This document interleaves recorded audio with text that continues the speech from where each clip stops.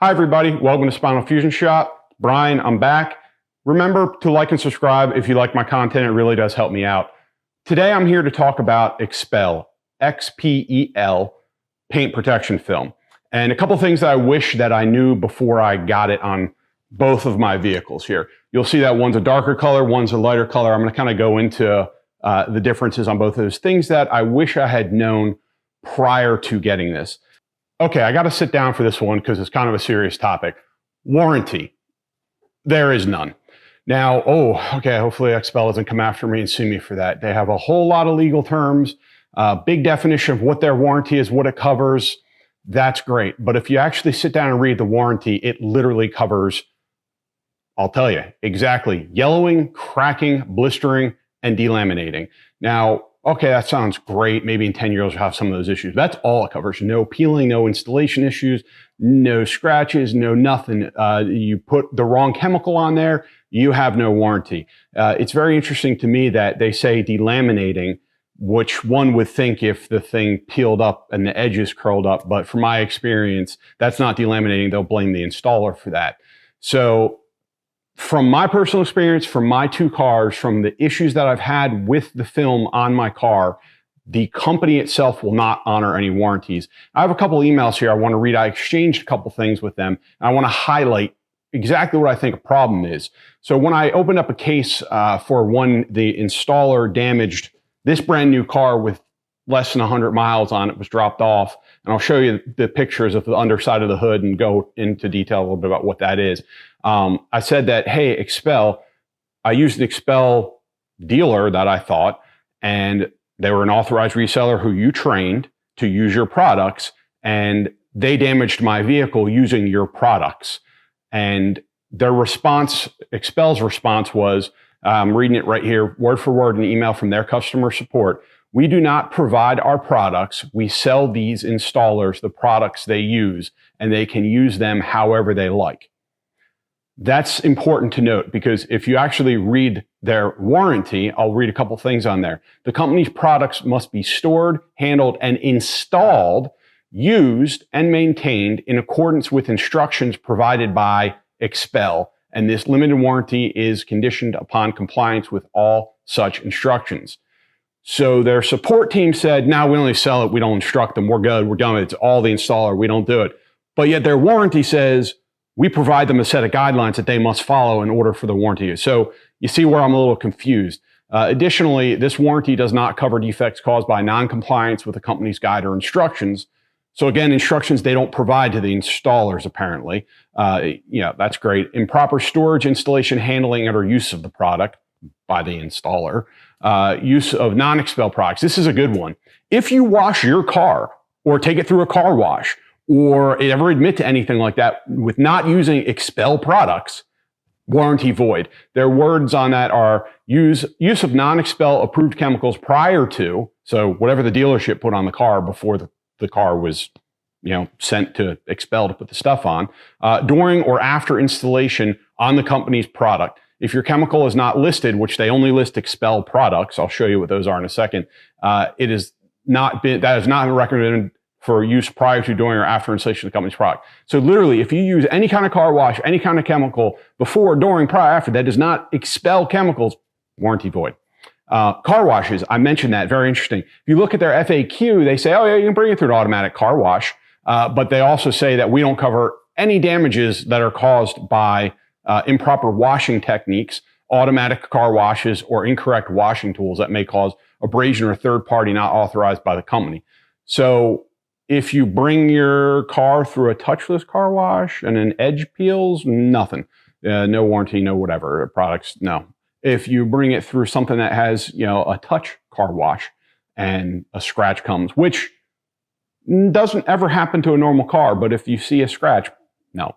So warranty, worthless as far as I'm concerned. Let's look at their products. All right, as far as products, I swear I'm not doing a Makita commercial back here, but the products are their ceramic boost by XPEL, their detail spray, their paint sealant spray. Now, what I noticed is I actually ordered this great stuff a while ago for my other cars. I really do like the Adams detail spray. No, I'm not getting paid for this. It's actually a pretty good product. But if you look at the bottle, the label, the sprayer. I'm going to break some news here. XPEL products made in the same place that Adams is. They're probably just dyed a different color. Can't verify that, but literally as far as all the stampings, markings, makings, finishings on the bottle, made in the same place that Adams stuff is. One of the other things that I had to consider when looking at this was pre-cut kits versus manual cut.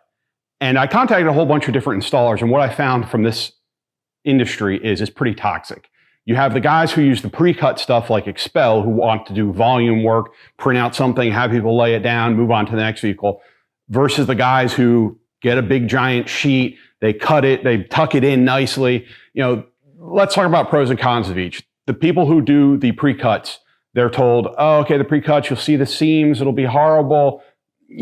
That's not my experience. You see the seams, but if you're sitting here and trying to find, I can't see the seams. Okay, maybe if I look all the way down here, there's a little seam right there. But okay, you're trying to protect your car.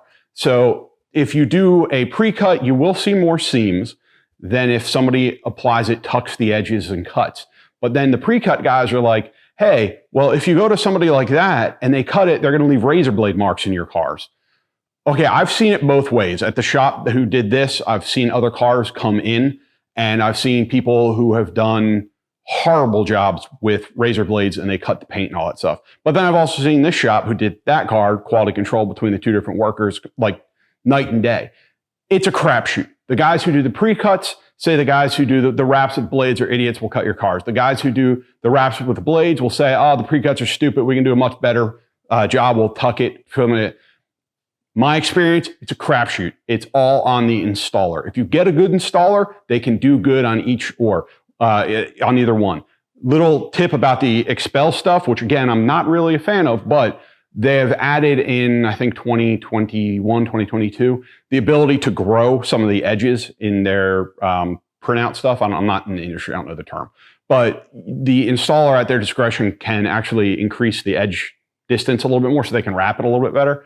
So they're getting better.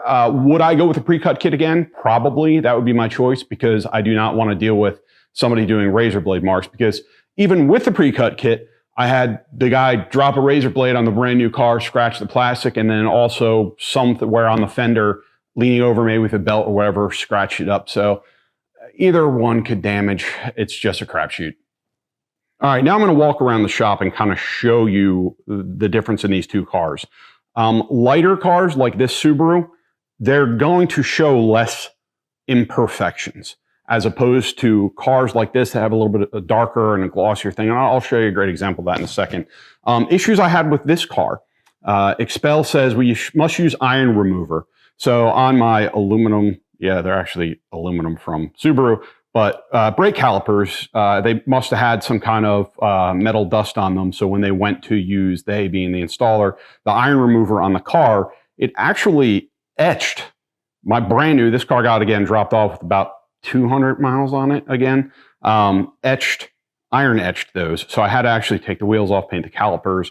Their iron remover, and they're aware of this also on this trim, etched it. It left discoloration. Now, from again, experience with the warranty, if you call them, they will say, oh, we've never heard of this before.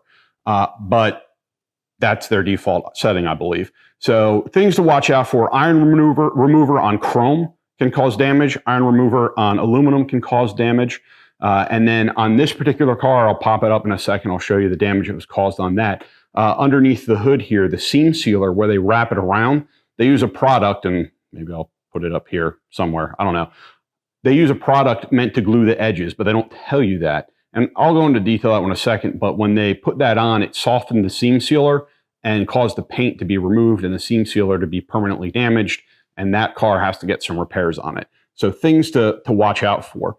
Okay, and to show you the damage that happened underneath the hood and the fight I got in between that caused the emails and whatnot from XPEL saying, yeah, even though we train the installers and we tell them what to do, and there's all things in our warranty that means they must follow our instructions to honor it, really we don't tell them to do anything. So if there's any damage, we say that it's their fault, not ours, even though we train them. Okay, so anyways, this car again dropped off brand new basically from the factory, and we had the full hood wrap. And after I got the car back, I'll show some pictures right now of the seam up here. It looked all white. I was like, wait a second, I don't remember that being all white.